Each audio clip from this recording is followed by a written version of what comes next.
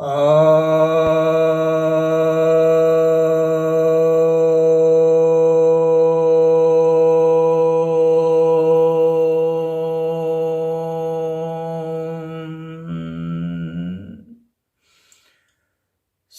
भक्तजनों को सप्रेम नमन।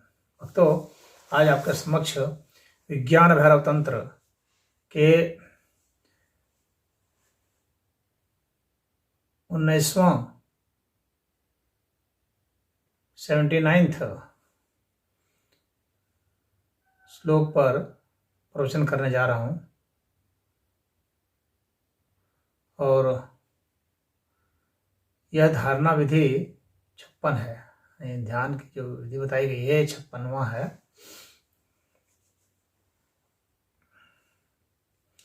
इसमें भगवान भैरव यह बता रहे हैं,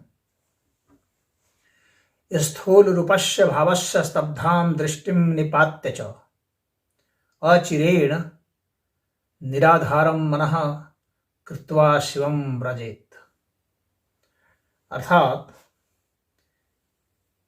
किसी भी पदार्थ के ऊपर, किसी भी वस्तु के ऊपर, जो स्थूल वस्तु है उसके ऊपर जो है बिना पलक गिराए हुए,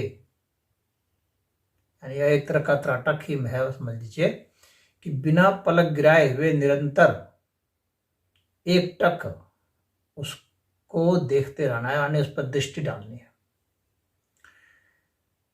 तो इस प्रकार से करने से, इसका अभ्यास करने से क्या होगा कि मन अंतर्मुख हो जाएगा, उसका बाह्य स्वरूप जो है वह लुप्त हो जाता है, यानी धीरे धीरे जो वह पदार्थ है वह आपको उतना दिखेगा नहीं, धुंधला हो जाएगा। और वह जैसे जैसे धुंधला होता जाएगा वैसे वैसे आप अंतर्मुखी होते जाएंगे, और जब पूरा लोप हो जाएगा तो आप पूरा अंतर्मुखी हो जाएंगे। फिर बाहर उसको देखने का कोई बहुत मतलब नहीं है, यानी जो बाह्य त्राटक है वो आभ्यंतर त्राटक हो जाएगा। तो यह जो है त्राटक जो है आप बिल्कुल अंतर्मुखी हो जाएंगे। तो यह त्राटक जो बाह्य त्राटक था अब वो जो है अंतर त्राटक हो चुका। तो यह विधि जिसमें कि बाहर का लुप्त हो जाता है और भीतर का जागृत हो जाता है, भीतर आपकी दृष्टि सबल हो जाएगी, यानी आपको स्पष्ट मालूम पड़ेगा अपने भीतर, आपको भीतर की जो हलचलें हैं, जैसे दिल का धड़कना है, खून का दौरा है, श्वास प्रश्वास का होना है, भूख प्यास का लगना है, गैस वगैरह पेट में चल रहे हैं, उसका, वहाँ की मांसपेशियों की, अंदरूनी मांसपेशियों की हरकतों का, इनका पता आपको चलने लगेगा। धीरे धीरे आपको अपने विचारों का भी पता चलने लगेगा, चित्र का भी पता चलने लगेगा, अपने अंदर जो तरंगें चल रही हैं ऊर्जा की, उसका भी प्रवाह आपको मालूम पड़ने लगेगा। तो ये है कि अंतर त्राटक जो है शुरू हो जाएगा। और फिर यहाँ बता रहे हैं कि वो ज़्यादा समय दूर नहीं है, जबकि आपका जो मन है वह शिव बोध को प्राप्त हो जाएगा, शिवत्व को प्राप्त हो जाएगा। तो शिवत्व की उपलब्धि के लिए, यानी आपका मन जो है पदार्थों से धूमिल होते हुए चेतना में प्रवेश कर जाए, शुद्ध चेतना में प्रवेश कर जाए, फिर तो इसका यह क्रम बताया गया, यह ध्यान विधि बताई गई है। और इसमें आपको जो है बिना हिले डुले ही एक पोजीशन बना करके बैठे रहना पड़ता है, एकदम शांत चित होकर के, हलचल नहीं होनी चाहिए।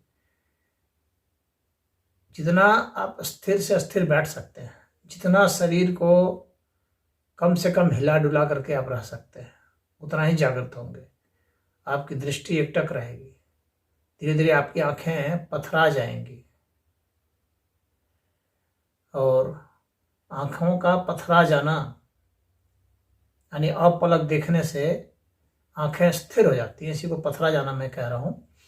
तो आंखें बिल्कुल स्थिर हो जाती हैं, और उससे क्या होती है कि जब धुंधली होने लगेगी तभी पथरा जाना उसको कहेंगे शुद्ध रूप से। तो आंखें पथरा जाएंगी, यानी दृष्टि धुंधली हो जाएगी, वो सामान भी धुंधला हो जाएगा। हम बाहर के सामानों को तभी देखते हैं जब हम उस पर फोकस कर पाते हैं। तो वो बाह्य जो फोकस करते हैं, बाहर जो फोकस होता है वो धीरे धीरे खत्म हो जाता है और वो फोकस अंदर शिफ्ट हो जाता है। तो यह एक बहुत अच्छी गति होती है कि बाहरी दुनिया से अलग हो जाता है आदमी और अंदरूनी दुनिया में पहुंच जाता है। फिर अंदरूनी दुनिया से भी अलग हो जाता है और उससे भी और जो अंदर है उसमें प्रवेश हो जाता है उसका, यानी चेतन सत्ता में। क्योंकि भीतर भी जो है अंग प्रत्यंग और खून का दौरा, ये सब भी वस्तुएं ही हैं, लेकिन ये सूक्ष्म वस्तुएं हैं बाहर की वस्तुओं की अपेक्षा। फिर इनसे भी आप जो है उपराम हो जाएंगे, ऊर्जा में प्रवेश होगा, फिर उससे भी उपराम हो जाएंगे। ऊर्जा का स्रोत कहाँ है वहां पर पहुंच जाएंगे। ऊर्जा अर्थात शक्ति, शक्ति का स्रोत क्या है? शिव। तो आप शिव तक पहुंच जाएंगे। यही यहाँ का संदेश है। हरिओम।